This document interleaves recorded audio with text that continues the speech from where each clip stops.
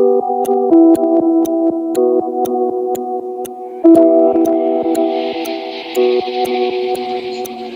panahon ng pananakop ng mga Espanyol, isinulat ni Jose Rizal ang Nolay ni Tangere, isang akdang nagmulat sa katotohanan ng lipunan.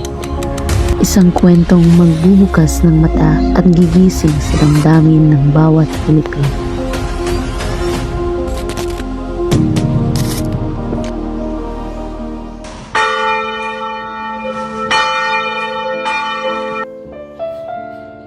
Matapos ang 7 taon sa Europa, bumalik si Ibarra sa kanyang bayan.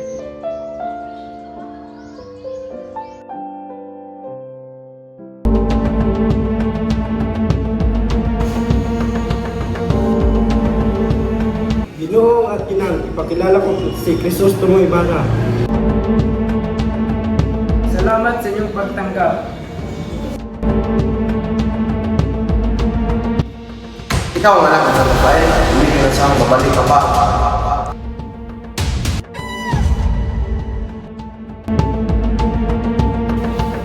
Kuya Basilio, gusto ko na umuwi kay inay.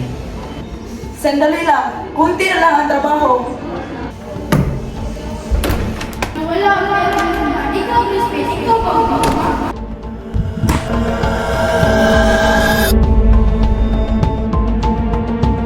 Crispin! Inay, kinuha na si Crispin!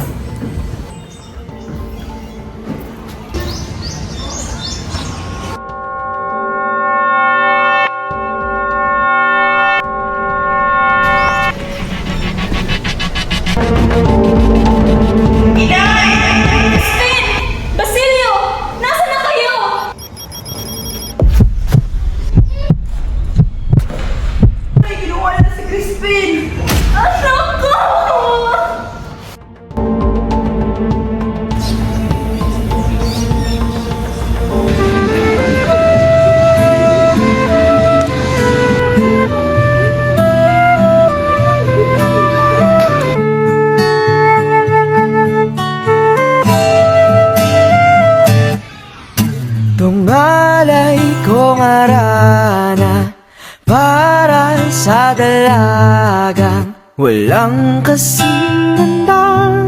Amoy roses ang nalimuyak kung nana. Ibarra, natutuwa akong makita kang muli. Hindi kita nakalimutan.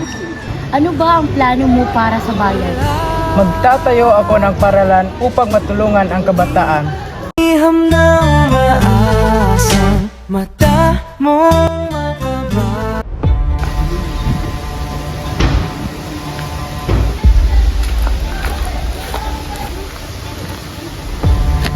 Ginoong Ibarra, dapat niyo malaman ang katotohanan. Anong nangyari sa aking ama? Pinagbintangan siya ni Padre Damaso at namatay sa bilangguan. Hindi ito makatarungan!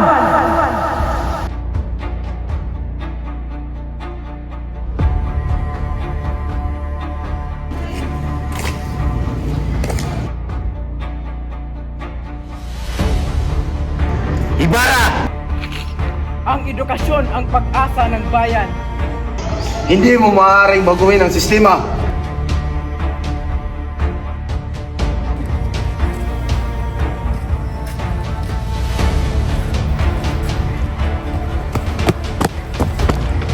Arisuin si Ibarra. Siya ang may sala. Hindi ako ang may sala. Akala nyo ba ang kapangyarihan ay nasa iyo?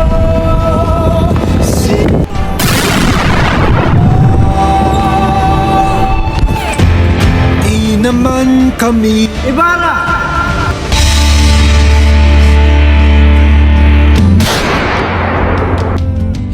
Hinahabol na tayo ng Guardia Civil. Anong gagawin natin? Wala na tayong ibang pagpipilian.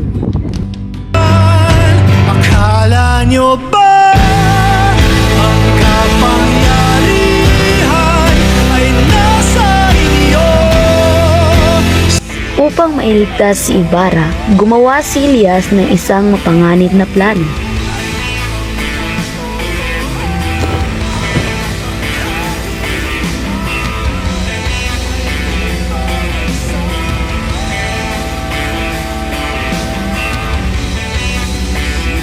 Mabuhay ka, Ibarra. Paglaban mo ang bayan. Isang kwento ng pag-ibig, sakripisyo, at paglaban sa pang-aapi.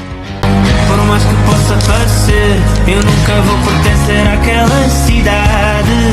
Um mar de gente, sol diferente, um monte de botão. Não me provoca nada, não me convoca a casa. Porque eu vim de longe, eu vim do meio do mar, no coração do oceano.